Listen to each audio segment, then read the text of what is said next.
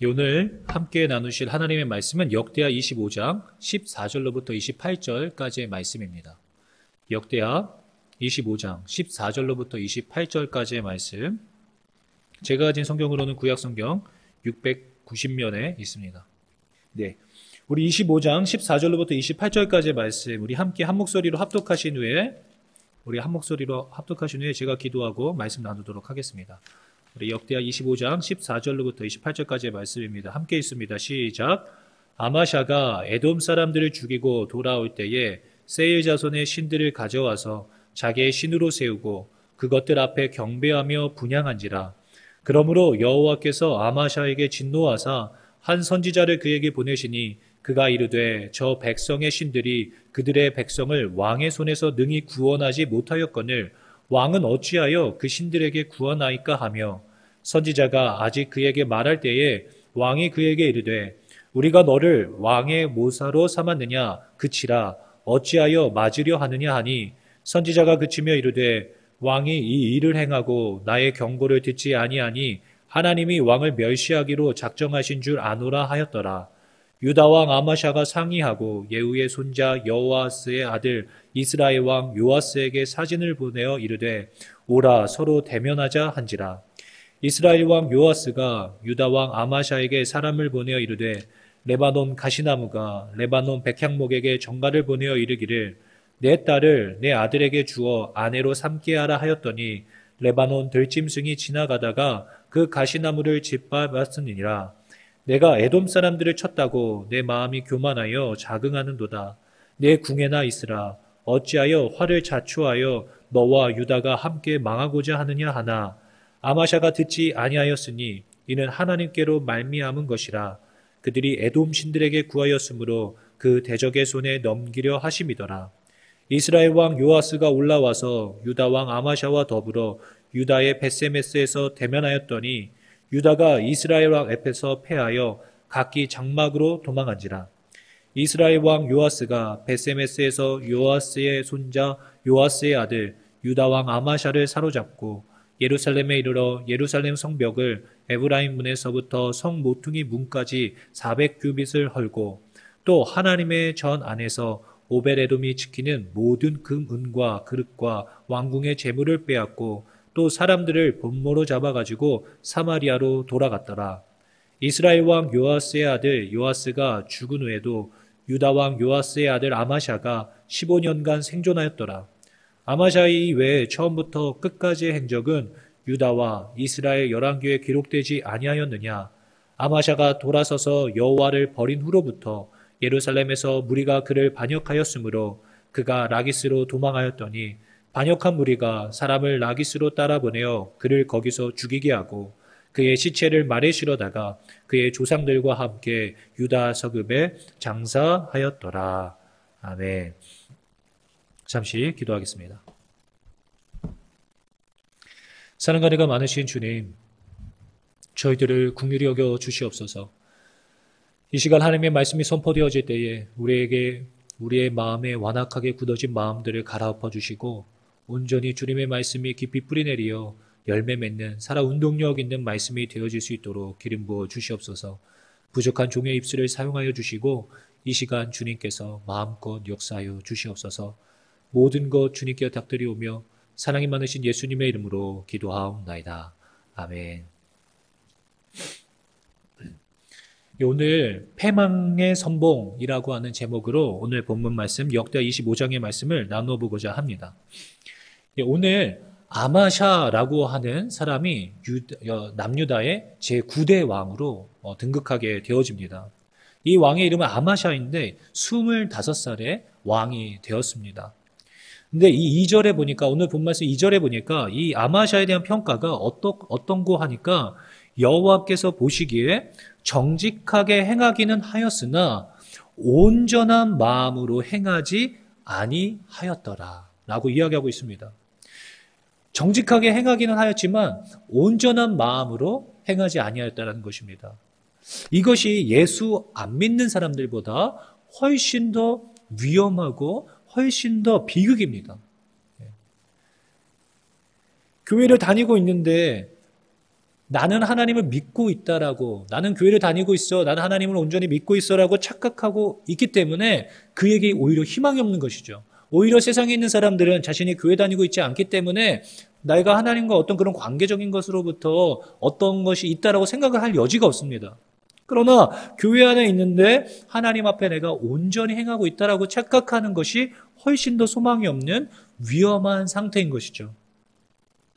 주변에 있는 사람들이 관계를 맺고 지내고 있는데 너 교회 다니는 애였어? 라고 이야기하고 있다라면 굉장히 위험한 것이죠. 내 주변에 있는 사람들이 내가 교회 다니는 사람인지 아무도 모르는 거예요. 진짜는 티가 나게 되어져 있습니다. 우리가 예수님의 향기다, 편지다, 우리는 빛이다, 소금이다 이야기하잖아요.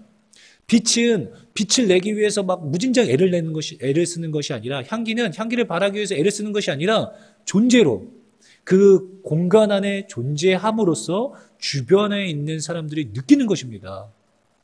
그래서 진짜는 티가 나게 되어져 있어요. 여러분들을 향한, 만약에 이 역대기의 저자가 우리의 인생을 평가한다면 여러분 어떻게 평가할까요? 교회는 다니기는 다녔으나 온전한 마음으로 다니지는 아니하였더라 라고 만일 이야기한다면, 내 주변에 있는 사람들이 내가 예수 믿는 사람인지 알지 못하고 있다면, 전혀 내가 예수 믿는 사람인지 모르고 있다면 이것은 정말로 위험한 것입니다. 오늘 본 말씀이 아마샤 왕이 그러한 모양이었습니다. 여호와께서 보시기에 정직하게 행하기는 하였으나 온전한 마음으로 행하지 아니하였더라.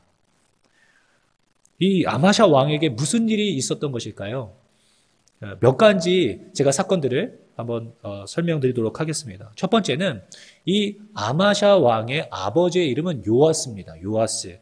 이 요아스 왕은 말년에 전쟁을 하다가 부상을 입고 돌아오게 되어집니다. 그런데 부상을 입고 돌아왔는데 그 신하들이 반역하여서 그 침상에 있는 그 요아스 왕을 쳐 죽입니다. 성경의 표현에 쳐 죽였다라고, 침상에 부상을 입고 누워있는데 그 부하들이 와서 쳐 죽입니다.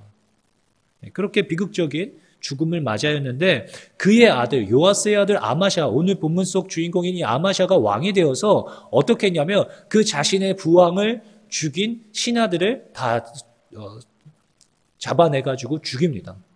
다 죽이게 되어지는데 그 자녀들까지도 사실은 죽여야 하지 않을까요? 왜냐하면 그 자녀들이 자신의 부모를 죽인 이 아마샤 왕에게 앙심을 품을 수 있잖아요. 또 복수할 수 있잖아요. 그러니까 사실은 원래대로 하자면 모든 자녀들까지도 다 죽일 수 있는 것이죠. 원래 복수를 한다 그러면 다 그렇게 하잖아요. 그런데 이 아마샤 왕은 그렇게 하지 않습니다. 자녀들은 손대지 않아요. 자신의 부왕을 죽인 직접적인 관계가 있는 사람들만 죽이고 그의 자녀들은 건드리지 않았습니다. 왜 그러는고 하니까 오늘 본 말씀 4절에 이렇게 이야기하고 있어요.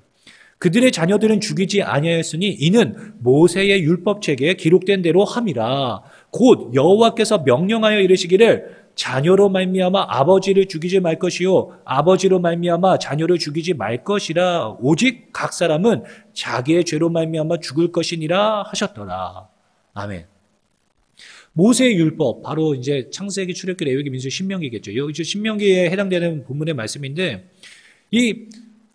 모세의 율법책에 기록되어져 있는 말씀인데, 이것에서 자신의 어떤 죄로 인해서 그 자녀까지, 부모의 죄로 말미암아 그 자녀까지 손대지 말아라라는 계명이 있기 때문에 이 아마샤 왕은 그 말씀에 순종하여서 불안하고 염려가 되는 부분이 없지 않아 있지만 하나님의 말씀에 순종하여서 그 자녀들은 손대지 않았던 것입니다.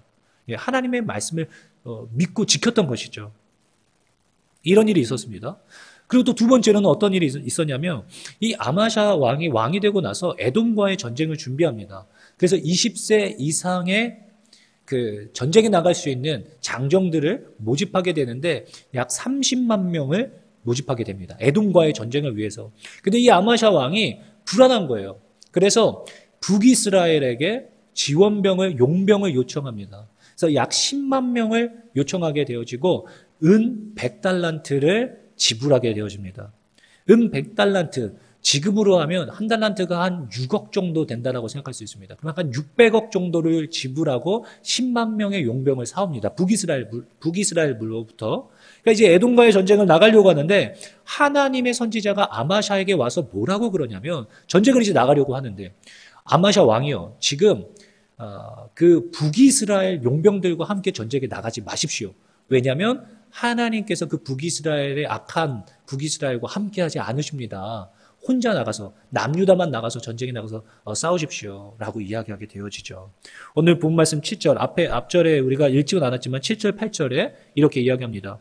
어떤 하나님의 사람이 아마샤에게 나와서 이르되 왕이여 이스라엘 군대를 왕과 함께 가게 하지 마옵소서. 여호와께서는 이스라엘 곧 온 에브라임 자손과 함께하지 아니하시나니 왕이 만일 가시거든 힘써 싸우소서. 하나님이 왕을 적군 앞에 엎드러지게 하시리이다.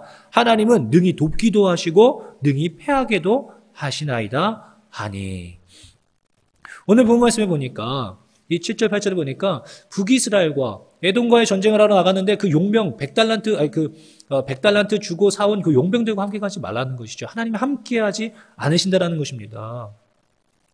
그래서 8절에 하나님은 능히 돕기도 하시고 능히 패하게도 하실 수 있는 분이시다라는 것이죠. 군사가 많고 적고에 따라서 전쟁의 승패가 결정되어지는 것이 아니라 하나님이 함께 하시느냐 함께하지 않으시냐에 따라서 전쟁이 승패가 난다라는 것이죠. 우리가 이것을 분명히 기억해야만 합니다. 우리 인생 가운데에서 어떤 선택을 잘하였기 때문에 내가 그 학교에 입학했기 때문에 내가 그 사람을 만났기 때문에 내 인생이 회복되어지고 좋아지는 것이 아니라 내 인생의 키는 우리들의 인생의 키는 하나님이 함께 하시느냐 하나님이 함께 하시지 않느냐에 따라서 승패가 결정되어지는 것입니다. 하나님은 그러신 분이에요. 하나님이 우리의 삶을 승리케 하시고자 하신다면 그 어떤 것도 막을 수가 없죠. 그러나 하나님이 막으시고 안 되게 하신다면 우리가 아무리 많은 군사를 불러 모으고 우리에게 아무리 능력이 있어도 누가 봐도 절대적으로 이길 수밖에 없는 전쟁일지라도 패할 수밖에 없습니다. 이 아마샤 왕이 은 100달란트를 주고 600억 정도를 지불하고 사온 10만 명의 용병 돌려보내라는 것입니다. 어떻게 했을까요? 저 용병은 다 와 있어요. 이제 전쟁에 나가면 되는 상황입니다.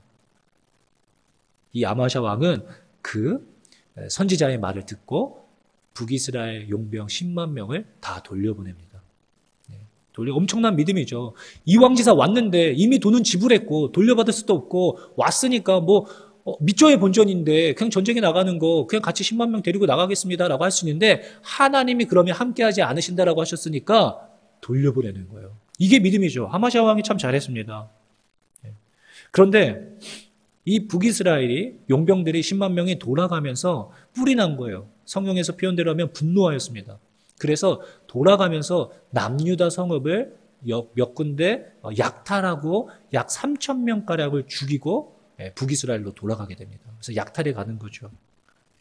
그래서 이 아마샤 왕은 속으로 아마 이 괘씸한 놈들 내가 언젠가 반드시 내가 죗값을 지불하게 내가 이 죗값을 너에게 묻겠다. 아마 이런 생각을 했을 것 같습니다. 이런 생각을 했어요.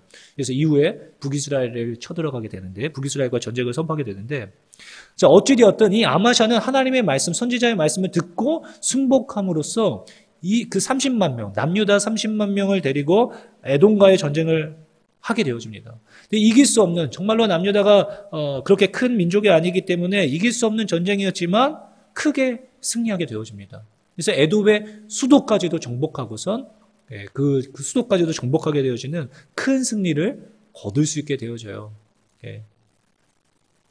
이 아마샤 왕이 참 잘했죠. 이 두 가지를 참 잘했습니다. 하나님을 믿고 순종함으로써 그의 계명을 따라 했죠. 자, 그런데 여기서 문제가 생기게 됩니다. 이 에돔과의 전쟁에서 큰 승리를 거둔 이 아마샤 왕이 교만해지기 시작하는 거예요.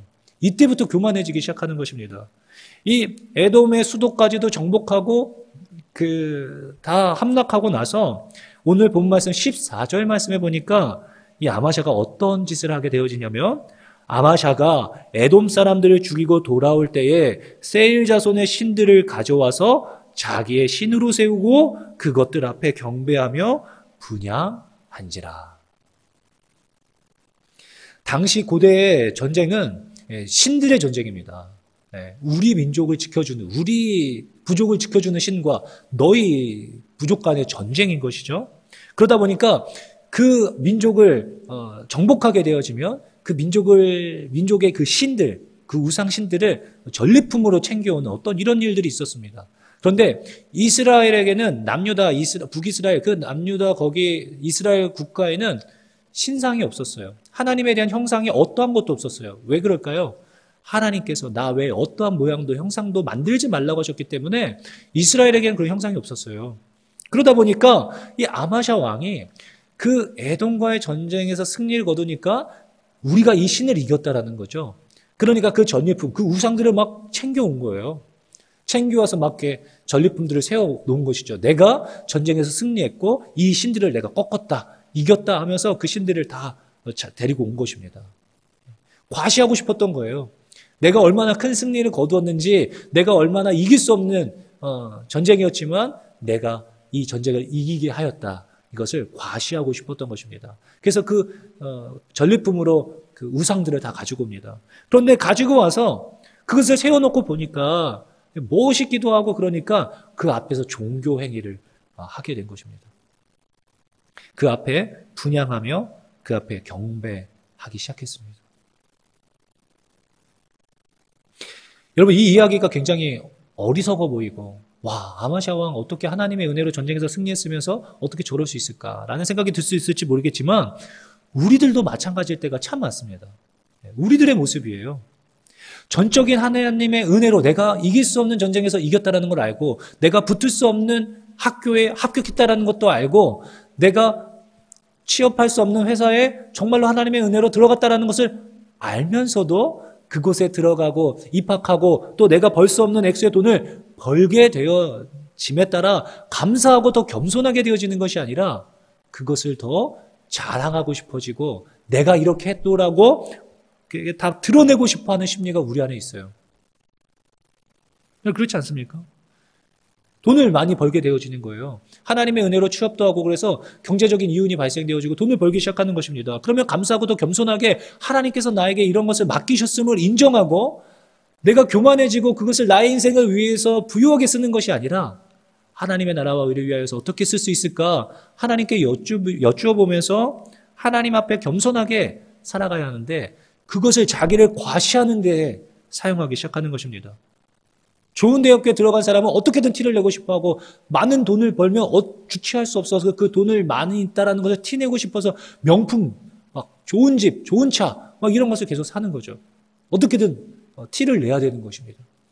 하나님께서 주신 것인데 하나님께서 은혜로 맡겨주신 것인데 점점 교만해지는 거예요. 나를 치장하고 나를 드러내는 데에 그 하나님께서 이기게 하신 승리를 사용하는 것입니다. 얼마나 완악하고 교만합니까? 우리는 끊임없이 하나님이 주신 은혜를 자랑하고 싶어 하게 되는 것이죠. 마치 내가 한 것처럼. 그래서 내 스스로가 우상이 되어지기 시작합니다. 나를 더 높이는 거예요. 하나님의 은혜로 승리하게 하신 전쟁인데 마치 내가 한 것처럼 나의 삶을 드러내기 시작하는 것이죠. 그리고선 점점 그것이 심해지기 시작하면 다른 사람들을 평가하고 정죄하는데 나는 이런 일을 하는 사람이야. 나는 이런 대학교 나온 사람이야. 나는 이 정도 되는 사람이야. 쟤는 정말로 이상해. 왜 쟤는 저렇게밖에 못하지? 왜 쟤는 일을 저렇게밖에 못하고 말을 저렇게밖에 못할까? 하나님이 주신 은혜와 하나님께서 주신 선물들을 가지고 다른 사람들을 정죄하고 판단하는 데 사용하기 시작합니다. 교만해지기 시작하는 것이죠. 이것이 화근이 되는 것입니다. 금세 하나님이 주신 승리로 교만해지는 것. 그래서 오늘 본 말씀 하나님께서 이 아마샤를 긍휼하게 여기셔서 선지자를 보내어 주십니다. 선지자를. 15절 말씀입니다. 그러므로 여호와께서 아마샤에게 진노하사 한 선지자를 그에게 보내시니 그가 이르되 저 백성의 신들이 그들의 백성을 왕의 손에서 능히 구원하지 못하였거늘 왕은 어찌하여 그 신들에게 구원하이까 하며 이렇게 하나님의 말씀을 대언하면서 다시 돌아올 것을 말하고 있는데 16절 말씀에 보니까 선지자가 아직 그에게 말할 때에 아직 선지자가 그에게 말할 때에 왕이 그에게 이르되 우리가 너를 왕의 모사로 삼았느냐 그치라 어찌하여 맞으려 하느냐 하니 선지자가 그치며 이르되 왕이 이 일을 행하고 나의 경고를 듣지 아니하니 하나님이 왕을 멸하시기로 작정하신 줄을 아노라 하였더라. 여러분, 교만이 이렇게 무서운 것입니다. 내가 승리한, 내가 그 엄청난 에돔과의 전쟁에서 승리하고 나서 너무 교만해진 거예요. 말하고 있는 중에 듣기 싫다는 것입니다. 누가 당신을 내 모사로 세웠느냐? 당신이 내 부모라도 돼? 네가 내 부모야? 안 물어봤다는 거죠. 안물안kum이에요. 안물안kum. 네, 상관하지 마. 내가 알아서 할 거야. 왜 상관하세요? 짜증을 내기 시작하는 것입니다. 짜증을 내는 것이죠. 겸손하게 하나님의 선지자에게 반응하였던 아마샤 왕이었습니다. 왕이시여 북이스라엘과 함께 하시게 되면 전쟁에서 패하게 될 것입니다. 그러면 안 돼요라고 말했을 때 은 100달란트도 600억 정도의 가량의 액수도 포기할 수 있었던 10만 명의 대군을 이끌고 갈 수 있는 전쟁에서도 놓고 갈 수 있었던 그런 겸손한 왕이었지만 한 번의 승리로 교만해져 버렸습니다. 이길 수 없었던 전쟁을 크게 승리하고 나서 마치 자신이 이룬 것 마냥 교만해져 버리는 것입니다. 여러분, 지난번에도 한번 얘기했지만 이 포인트가 좀 중요해서 제가 다시 한번 이야기합니다. 교만과 허세는 달라요, 여러분. 교만하다라는 것은 실질적으로 누가 봐도 남들보다 나은 게 있는 겁니다. 예. 여러분, 나는 교만한가라고 생각할 때 여러분들 잘하는 게 있는 거예요. 넌 교만해라고 하면 잘하는 게 있는 것입니다. 그걸 가지고 난 남들보다 내가 나아라고 스스로 생각하는 순간 그게 교만이 되어지고 위험한 병이 되어지는 것입니다. 허세는 아무것도 없는데 누가 봐도 그렇지 않은데 허풍을 떠는 거죠. 그건 불쌍한 겁니다. 그건 불쌍한 거예요. 교만이라고 말할 수 없겠죠. 교만은 여러분 맞아요. 여러분이 잘하는 것입니다. 여러분이 옳아요.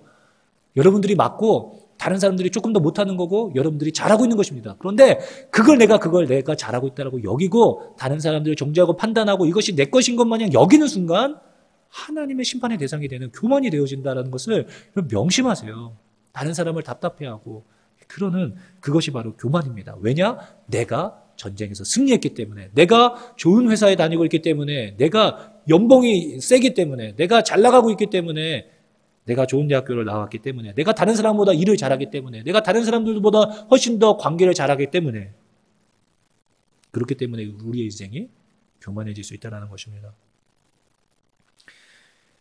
제가 청년 때 같이 울면서 기도했던, 같이 울면서 청년 때 남동생, 저랑 친하게 지내는 남동생 아이들 2명 있었습니다. 형제들. 우리 셋이 모여서 울면서 같이 기도하고 같이 우리 안에 있는 분노, 음란 이런 것들을 같이 나누면서 우리 이런 거에 지지 말자. 울면서 같이 기도했던 동생 2명이 있어요.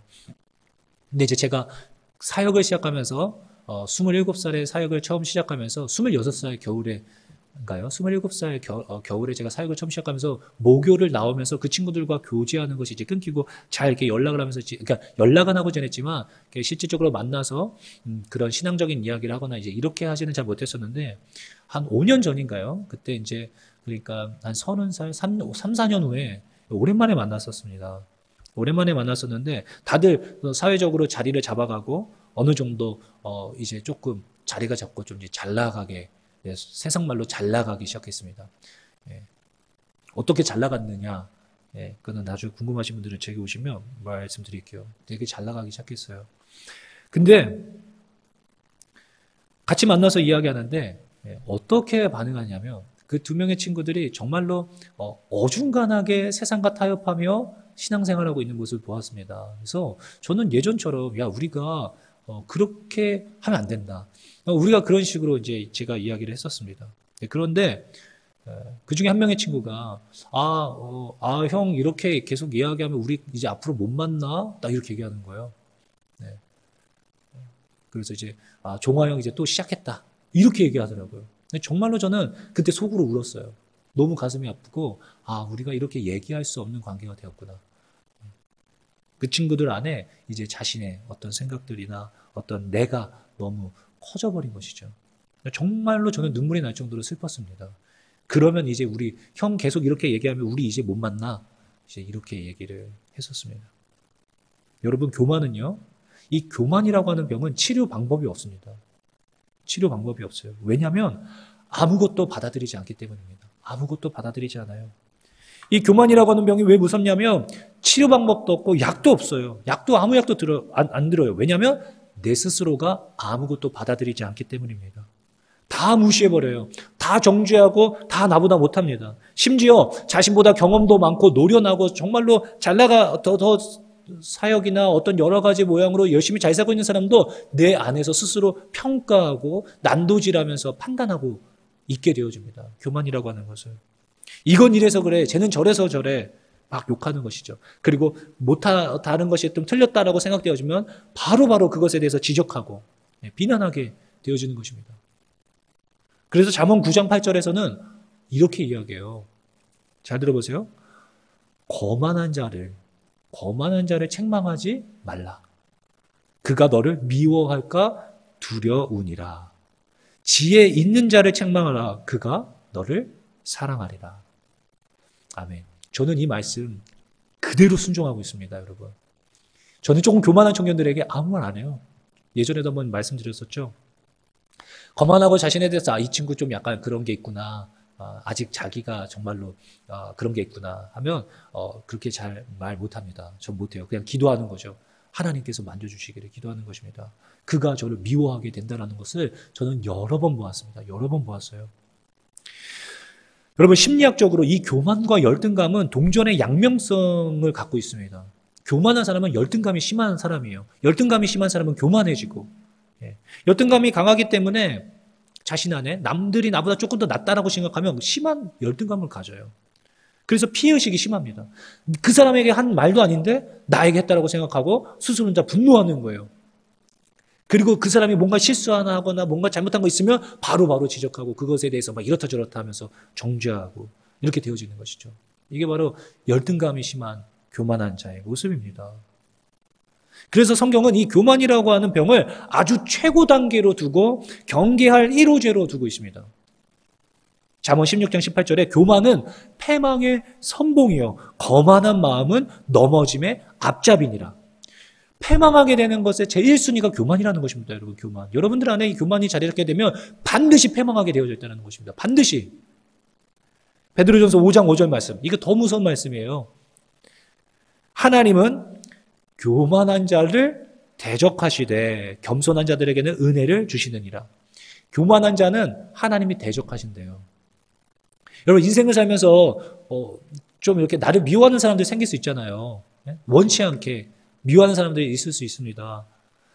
그런데 내 대적을 절대로 만들어서 안 되는 대상은 하나님이에요. 하나님이 여러분들의 원수, 대적이 되어진다?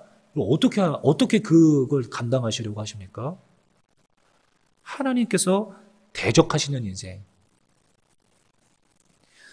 사랑하는 청년 여러분, 그래서 하나님은 그런 교만한 자를 치료하시기 위해서 하나님께서 낮추시지 않으시면 낮추어지지가 않습니다. 그 교만한 마음이. 바닥을 칠 정도로 하나님께서 패대기를 치시는 것이죠. 교만한 자들을. 그러나 여러분, 하나님 한 가지 기억해야 될 것은 사랑의 하나님은요, 절대로 그냥 갑자기 우리를 치시지는 않습니다. 갑자기. 앞서 살펴본 것 같이 아마샤 왕에게 선지자가 찾아오잖아요. 선지자가. 그래서 하나님의 사인을 줍니다. 경고의 메시지를 주어요. 그래서 우리는 여러분 하나님의 음성을 듣고 있습니다. 우리가 반드시 기억할 것은 하나님께서 그런 상황 속에서도 우리에게 끊임없이 말씀하고 계시다는 것을 인정해야 합니다. 우리 안에 계신 성령께서 계속 우리 안에서 내가 이러면 안 되는데 내가 좀 심했나? 이런 마음들을 계속 줘요. 내가 이렇게 사람들과 관계 맺으면 안 되는데 내가 왜 쟤를 저렇게 정죄하고 판단하면 안 되는데 라는 마음이 계속 내 안에 들어요. 성령님께서 계속 사인을 줍니다. 더불어서 예배 시간에 설교 말씀을 통하여서 또는 친구와의 관계를 통하여서 부모님을 통하여서 관계적인 어떤 어려움을 통하여서 하나님은 계속 말씀해 주세요. 사인을 주세요. 너 위험하다.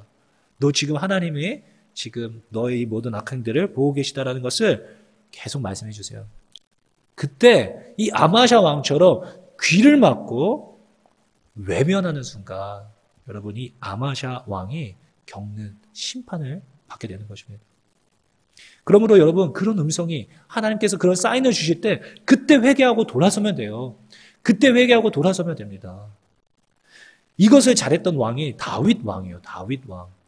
다윗 왕 훨씬 심했죠. 훨씬 심했죠. 우리가 잘 아는 것처럼 저는 다윗을 성경 인물 중에 가장 사랑하고 가장 좋아하고 존경하는 인물인데 이 다윗이라고 하는 왕이 정말로 그 어떤 왕들보다도 가장 심한 악행을 우상을 하거나 이런 건 아니었지만 계획적인 성폭행을 한 거죠. 권력을 이용하여서 어떤 한 우리아의 아내 그 장군의 밧세바를 붙잡아 와서 왕궁으로 불러서 성폭행하고 임신을 시키고 이 사실을 덮기 위해서 계획적인 살인을 했던 왕이 다윗 왕입니다. 얼마나 악합니까? 만약에 지금 이게 뉴스에 나왔다. 아마 엄청 났겠죠. 대통령이 만약 이런 일을 했다.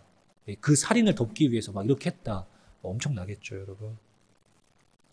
근데 이것을 나단 선지자가 와서 다윗의 죄악을 지적했을 때 다윗은 통곡하며 옷을 찢으며 죄를 뒤집어 쓰고 그 자리에서 꿇꾸라져서 하나님 앞에 통곡하며 회개했습니다. 통곡하며. 이것이 아마시아 왕과의 다른 차이점입니다. 하나님께서는 우리의 죄악을 모든 사람들이 범하고 있는 죄가 다 보고 계신데 그 차이가 뭐냐면 회개하고 돌이키느냐 회개하지 않느냐의 차이입니다. 교만은 회개하지 못하게 만들어요. 한 청년과도 이런 이야기를 나눴습니다. 원투원을 하면서 우리 안에 있는 청년들이나 세상의 청년들과 똑같은 것 같다라는 거예요. 똑같은 것 같다. 차이가 없는 것 같다. 동의합니다. 동의해요. 세상에 있는 청년들과 우리 교회 안에 있는 청년과 다를 바가 무엇이 있겠어요? 똑같습니다. 세상에서 벌어지는 일들이 교회 안에서도 이루어지고 교회 안에서 이루어지는 일이 밖에서는 일어나지 않겠네요. 어찌되었든 청년들이 다를 바가 없어요. 근데 차이점이 있다라면 무엇이냐? 세상 사람들 회개하지 않는다라는 것이고 교회에 있는 우리 청년들은 회개한다라는 것입니다. 이게 엄청난 차이를 만들어내는 것입니다. 돌이키면 살고 돌이키지 않으면 여러분 죽는 것입니다. 이후 하나님의 심판이 아마샤 왕에게 어떻게 임하였느냐? 아마샤는 이후 교만해져서 그 용병들이 돌아가면서 10만 명, 북이스라엘의 10만 명의 그 용병들이 돌아가면서 그 성읍들을 약탈하여서 3,000명가량을 죽였었잖아요. 그러니까 이 에돔과의 전쟁의 승리 이후에 얼마 지나지 않아서 북이스라엘에게 우리 한번 만나야 될 때가 되지 않았냐? 한번 너 나 좀 잠깐 보자. 이렇게 결투를 신청하게 되어집니다. 그때 북이스라엘 왕 요아스가 19절 말씀에 보니까 이렇게 이야기합니다. 너가 에돔 사람들을 쳤다고 내 마음이 교만하여 자긍하는도다. 내 궁에나 있으라. 어찌하여 화를 자초하여 너와 유다가 함께 망하고자 하느냐? 하나. 20절 말씀. 아마샤가 듣지 아니하였으니 이는 하나님께로 말미암은 것이라. 그들이 에돔 신들에게 구하였으므로 그 대적의 손에 넘기려 하심이더라. 이 아마샤 왕이 싸우자고 한판 뜨자고 북이스라엘에게 했다가 대패하게 되어지죠. 그리고 아마샤 왕은 포로로 붙잡혀가게 되어집니다. 북이스라엘의 포로로 붙잡혀가고 이후에 요아스 왕이 죽고 북이스라엘의 요아스 왕이 죽고 아마샤 왕이 풀려나고 15년 정도를 더 살게 되어지는데 본국으로 돌아와서 도망가요. 아마샤 왕이 도망가게 되어집니다. 풀려나서 남유다에 오긴 왔지만 반역이 일어난 거예요. 그래서 라기스라고 하는 곳으로 도망가는데 그것을 쫓아와서 이 요아스 왕을 이 남유다 백성들이 살해하게 되어집니다. 아버지와 똑같은 죽음을 반역한 무리로부터 살해당하게 되어집니다. 불쌍하죠. 포로로 오랜 기간 포로로 있다가 본국으로 돌아왔는데 본국의 백성들이 자신을 죽인 것입니다. 성경은 이렇게 기록하고 있습니다. 역대하 25장 27절 말씀이에요. 아마샤가 돌아서서 여호와를 버린 후로부터 예루살렘에서 무리가 그를 반역하였으므로 그가 라기스로 도망하였더니 반역한 무리가 사람을 라기스로 따라보내어 그를 거기서 죽이게 하고. 오늘 본 말씀은 이 아마샤 왕이 언제서부터 이렇게 되었느냐라고 기록하기를 여호와를 버린 후로부터라고 이야기하고 있습니다. 여호와를 버린 후로부터. 사랑하는 청년 여러분, 아마샤라는 이름에 나의 이름이 들어가게 해서는 절대로 안 될 것입니다. 하나님 앞에 정직하게 행하는 듯 하였는데 온전한 마음으로 행하지 아니하였던 이 아마샤 왕에 대한 평가. 하나님 앞에 교회도 주일날 와서 예배도 드리고 그렇게 다니는 것 같았었는데 온전한 마음은 아니었더라. 그런 평가. 김종화가 돌아서서 하나님을 버린 후로부터 이런 평가가 우리 안에 있다라면 교회에서 열심히 봉사도 하고 섬기고 임원도 하고 리더도 하고 하였던 청년이 점점 교만해져서 하나님을 버림으로부터 얼마나 두렵습니까? 무섭습니까? 교만은 여러분 패망의 선봉입니다. 여러분 교만을 대적해야 합니다. 하나님께서 허락하신 승리가, 하나님께서 내가 절대로 이룰 수 없는 것을 이루게 하시고 여러분들의 인생을 살게 하여 주시고 누릴 수 있게 하여 주신 그것들이 여러분들을 교만케 하는, 여러분들 안에 우상이 되어지는 순간, 그 전리품들을 챙겨와서 과시하기 시작하는 순간 여러분 우리는 교만하여 패망하게 될 수밖에 없을 것입니다. 사랑하는 청년 여러분, 지금도 늦지 않았습니다. 오늘 하나님께서 우리 본문의 말씀을 통하여서 우리에게 이 말씀을 하여 주시는 것은 이제 돌아오라는 것입니다. 하나님 앞에 주님이 맡기시고 여러분들에게 누릴 수 있게 맡긴 그 모든 것들을 가지고 나를 과시하고 드러내는 것에 사용하지 않고 오직 하나님께서 주신 것임을 인정하고 겸손함으로 낮은 마음으로 그의 나라와 의를 위하여 살아가는 것. 하나님은 그렇게 지금이라도 살면 된다라고 말씀해 주시고 계시는 것입니다. 이 말씀에 응답해야 할 때인 것입니다. 그러면 우리가 살 수 있고 이 아마샤 왕처럼 그치라 언제 너를 나의 스승으로 선생으로 삼았느냐 더 막기 전에 멈추어라 라고 이야기하지 않을 수 있는 은혜가 저와 여러분들에게 있을 수 있기를 예수님의 이름으로 축원합니다. 우리 시간에 같이 한번 찬양하고 기도했으면 좋겠습니다. 우리 나의 마음을 정금과 같이 정결케 하여 주시옵소서. 나의 마음을 정금과 같이 하소서. 우리 그렇게 한번 찬양했으면 좋겠어요.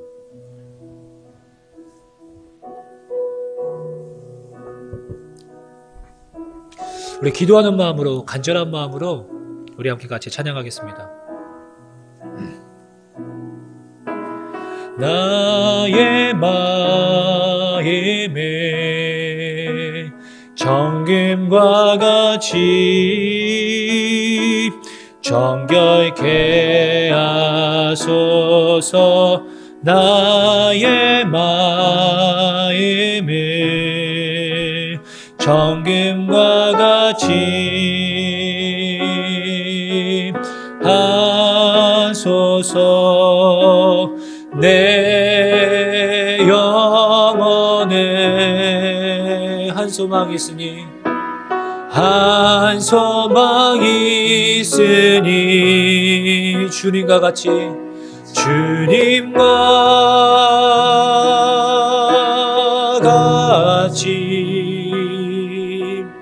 거룩하게 하소서. 주님 내 삶을 드리니 거룩하게 하소서. 주님 나를 받으소서. 우리 처음부터 다시 고백합시다. 우리 나의 마음을 정금과 같이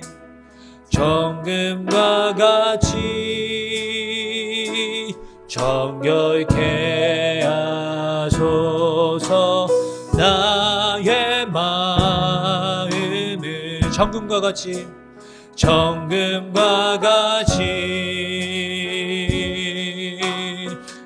우리 기도하는 마음으로 내 영혼에 한 소망이 있으니 내 영혼에 한 소망이 있습니다. 한 소망이 있으니 주님과 같이 거룩하게 하여 주시옵소서. 같이 거룩하게 하소서. 나의 삶을 드리니 거룩하게 하소서. 주 나를 받으소서. 나를 받으소서. 나를 받으소서. 나를 받으소서. 내 영혼에 한 소망이 있으니 내 영혼에 주님 한 소망이. 우리 간절한 마음으로 기도하는 마음으로 주님과 같이 주님과 같이 거룩하게 하소서. 나의 삶을 드리니 거룩하게 하소서. 주님 나를 받으소서. 나를 받으소서. 우리 시간에 한번 같이 기도했으면 좋겠습니다. 우리 하나님 앞에 간절히 기도했으면 좋겠어요. 나의 완악하게 굳어진 이 마음 정금과 같이 정결케 하여 달라고. 하나님, 저희 마음이 하나님께서 끊임없이 우리 안에 말씀하고 계시지만 하나님의 뜻이 무엇이고 하나님께서 무엇을 기뻐하지 않으시는지를 뻔히 알면서 귀를 막고 그런 소리로부터 외면하였던 나의 완악한 마음을 갈아엎어 주시고 하나님과 같이 주님과 같이 거룩하게 하여 주십시오. 나의 마음을 정결케 하여 주십시오. 주님, 저를 불쌍하게 여겨주시고 하나님, 저를 용서하여 주시옵소서. 우리 그렇게 하나님의 은혜를 구하며 회개하며 하나님 앞에 함께 기도하도록 하겠습니다. 기도하시겠습니다. 사랑과 은혜가 많으신 주님, 하나님 우리 인생을 하나님 불쌍하게 여겨주시옵소서. 하나님, 우리를 주님과 같이 정결케 하시고 하나님, 주님과 같이 정금과 같이 거룩하게 하여 주시옵소서. 우리의 마음속에 있는 교만함과 완악한 마음들을 깨트려 주시옵시고 하나님의 음성으로부터 외면하며 하나님께서 기뻐하지 아니하시고 하나님의 뜻이 무엇인지 알면서도 하나님 외면하고 내가 원하는 대로 살아왔던 지난 시간들을 주님 앞에 회개하오니 하나님, 우리를 긍휼하게 여겨주시옵시고 우리의 심령이 주님께로 다시 한번 하나님 새로워질 수 있도록 하나님의 은혜를 베풀어 주시옵소서. 우리 안에 통회하며 마음을 찢으며 하나님, 우리 교만함이 하나님께서 우리에게 주신 것들로 교만하여지고 완악하여져서 그것을 마치 나의 전리품으로 하나님 그것을 삼아 그것을 경배하며 그것을 예배하지 아니할 수 있도록 주님, 우리 안에 은혜를 베풀어 주시옵소서. 남들을 나보다 낮게 여기며 그들을 인정하고 그들을 사랑할 수 있는 마음을 우리에게 더하여 주시옵시고 우리가 진정으로 하나님의 은혜에 순복하며 예수 그리스도의 십자가 구원의 은혜로 더 낮은 곳으로 더 낮은 마음으로 하나님의 은혜와 사랑을 흘려보낼 수 있는 축복의 통로로 쓰임받을 수 있도록 하나님, 우리의 삶이 하나님 아버지 앞에 낮아질 수 있도록 주님 은혜를 베풀어 주시옵소서. 우리의 인생을 주님께 올려드리오니 하나님 받으시고 인정하여 주시옵소서. 우리 시간에 한 가지만 더 같이 기도했으면 좋겠습니다. 이 시간 기도할 때 여러분, 우리의 이 모든 것들 하나님의 것입니다. 여러분, 이것을 인정하십니까? 나의 시간과 물질, 나의 젊음, 나의 건강, 이 모든 것 주인이 따로 계세요. 내가 주인이 아닙니다. 내 생명 내게 아니에요. 내 주인이, 나의 삶의 왕이 따로 계십니다. 그러므로 나를 승리케 하시는 이도 하나님이시요 나의 삶을 사용하시는 분도, 나의 삶을 인도하시는 이도 주인이신 하나님이십니다. 이것을 인정하고 고백해야 돼요. 그때 우리는 우리 주인의 뜻에, 우리 하나님의 뜻에 순복하고 우리의 인생을 내어드릴 수 있는 것입니다. 아마샤처럼 마치 내가 이 전쟁을 승리한 것처럼 그렇게 착각하여서는 안 될 것입니다. 우리 시간에 한번 같이 기도할 때에 하나님, 내 삶을 받아 주시옵소서. 나를 통치하시고 다스려 주십시오. 내가 내 욕심대로 마치 내 것인 것 마냥 교만하여 하나님 앞에 완악해지지 않게 해주시고 나의 삶을 온전히 하나님께 의탁하여서 하나님이 인도하시는 삶을 살아갈 수 있도록 내가 지금 고민하고 있는 것들, 내 인생 가운데 풀리지 않고 있는 이 숙제들 하나님께 모든 것 맡겨드리오니 하나님 인도하여 주십시오. 나의 주인의 자리에서 내가 내려오고 하나님이 주인 되어 주시옵소서. 우리 그렇게 한번 같이 합심하여 기도하도록 하겠습니다. 기도하시겠습니다. 사랑과 은혜가 많으신 주님, 하나님, 우리 인생을 주님 앞에 올려드립니다. 하나님, 우리 인생의 주인 되어 주시옵시고 하나님, 우리의 삶을 통치하여 주시옵소서. 주님, 우리 젊음의 때에 내 소견에 오른 대로 내 젊음을 하나님 허비하지 아니하게 하여 주시고 우리 인생의 창조주시오 우리의 모든 것 되시는 하나님 아버지 앞에 우리의 모든 것들을 내어드리며 하나님께서 인도하시는 그 삶을 따라 살아갈 수 있는 은혜가 우리 가운데 있게 하여 주시옵소서. 내 마음대로 하고 싶고 내가 하고 싶은 대로 살아가는 것이 아니라 나의 뜻이 주님의 뜻이 되어지게 하시고 주님의 뜻이 나의 뜻이 되어 하나님의 뜻을 쫓아 하나님의 계명을 쫓아 순종하며 순복하며 살아가는 우리의 인생이 되어지도록 주님 기름 부어 주시옵소서. 하나님 우리의 삶을 통치하여 주시옵소서. 나의 생각과 마음을 주장하여 주시옵소서. 성령님 충만하여 우리의 삶에 충만케 하여 하나님 나의 삶에 온전히 주님의 다스리심과 통치가 임하여 질 수 있도록 주님 은혜를 베풀어 주시옵소서. 하나님께 우리의 인생을 내어드립니다. 주님 다스리시고 통치하시고 말씀하여 주시옵소서. 주님의 은혜를 구하오니 하나님 개입하여 주시옵소서. 하나님 나의 삶을 인도해 주시옵소서. 우리의 인생을 책임져 주시옵소서.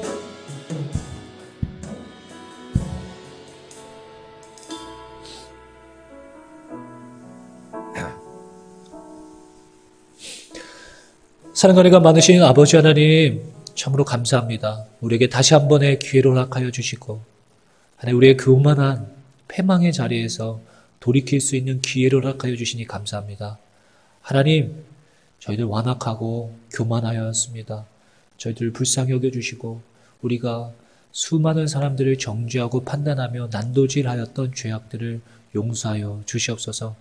남들을 나보다 낮게 여기며 겸손한 마음으로 매일을 살아갈 수 있는 은혜가 우리 가운데 있게 하여 주시옵소서.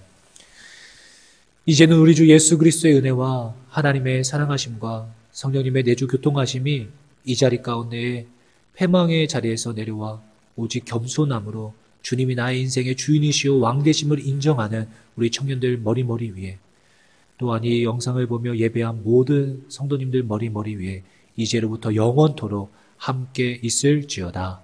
아멘.